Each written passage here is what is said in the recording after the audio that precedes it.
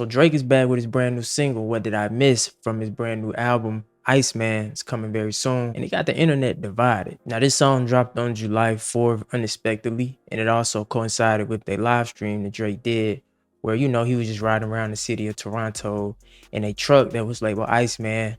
Now, there's no definite date when the album is dropping, but this single is an indicator that it could be very soon, which, being summertime, which is usually Drake's season when he likes to drop a lot of music, is fitting. So this track is produced by 9 different producers. Most notable, Tay Keith.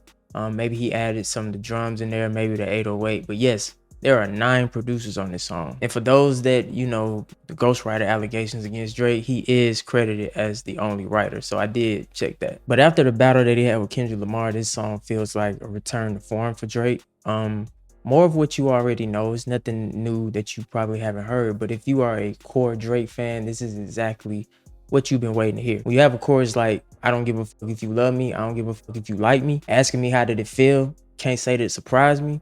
This is Drake pretty much responding to everything that's happened over the past year. Now, me being a man of bars, he had like 2 parts in this record where I was kind of like, okay, Drake back in his bars bag. Like when he said, this a get back for this TBD. I look at this shit like it's BTC, could be down this week and be up next week, referring to Bitcoin and its volatility and, how it's down one week and up next week. The same can be said for Drake, right? Because the same people that turned on him, next week, they'll love you again. Or the line where he said, could be punched in the face of some TLC shit on a dead guy, some TLC because you gonna need a chili ice pack for your left eye.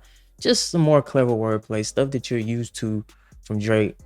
But people are complaining about this because they're saying that he sounds too whiny. They saying for a man that felt as if he wasn't concerned about the beef, he wasn't concerned about the pop-up.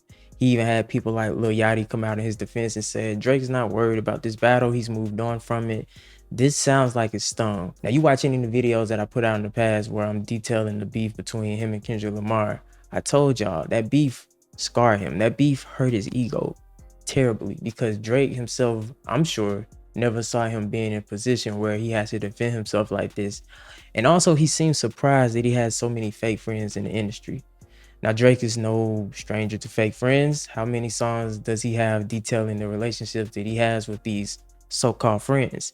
Even got a record called No New Friends that used to go off back in the day. But Drake seems to run into this problem with the industry where maybe he came into it a little too genuine and trying to adapt to get people to like him, only to realize that those same people that he was going above and beyond for never really rock with him at all. And this is something anybody can relate to, right? I mean, not just Drake. Pretty sure you've been through life and you ran into some situations where you felt betrayed, or you ran into some situations where you felt like it wasn't in your favor. And this is something that everybody deals with because everybody's human, no matter if you rich, broke, poor, or whatever. Everybody goes through that. But this is the music industry, right? I mean, at what point does Drake take responsibility for the things that he might have done? You know what I mean? Because I'm pretty sure it's not all one-sided, right? If you're just hearing it from his side, being like, well, these guys are fake, or, they use me for a verse. Everybody uses everybody in the industry. Better yet, if you're not being used in the industry, you're useless. And being useless in the music industry is not a good thing. So there's a gift and a curse when it comes to, working in this industry. The music video was also played during the live stream, and the music video is nothing to really, write home about, but there was a scene in the music video where he was standing in the backyard of a home, which I'm assuming is his Texas ranch, and he was standing around all these guns.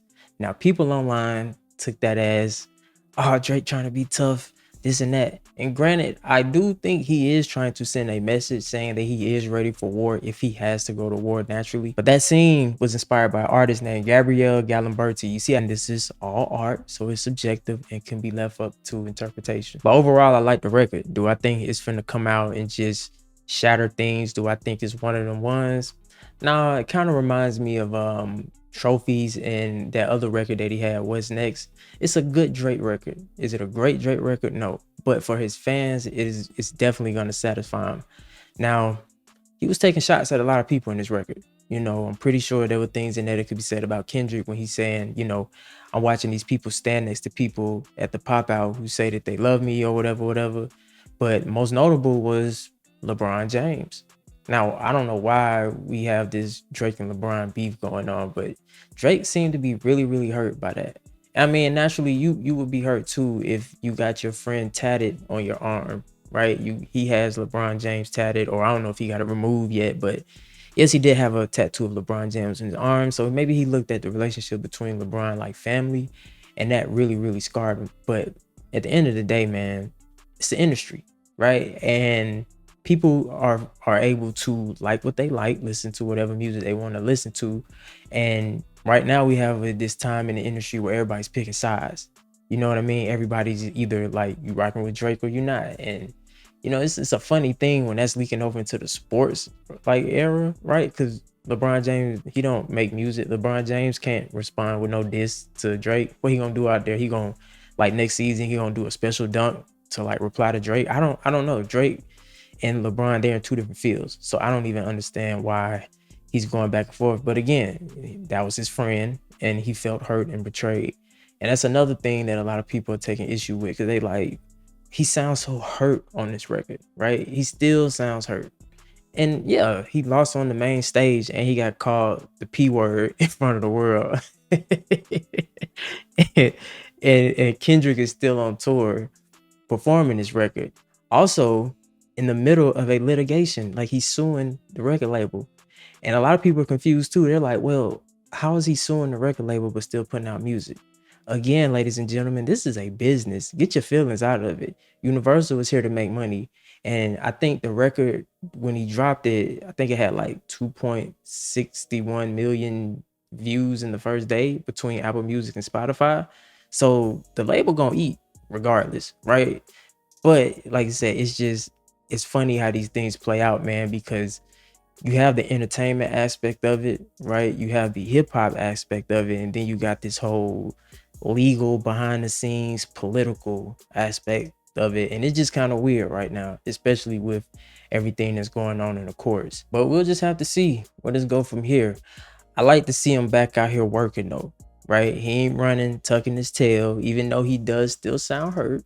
He does still sound injured from the battle, but he ain't tucking his tail and running. And that's what you like to see from people that do music, especially in this hip hop sphere, because if we smell weakness in hip hop from you as an artist, they will write you off. And right now it seems like Drake is not allowing anybody to write him off. He's going to continue to fight, even if he has to go down swinging. That's what he's going to do. But yeah, with that being said, it's Kid Ríez. Until next time, ladies and gentlemen, make sure y'all be safe, stay carefree, and I'll catch y'all later. Peace.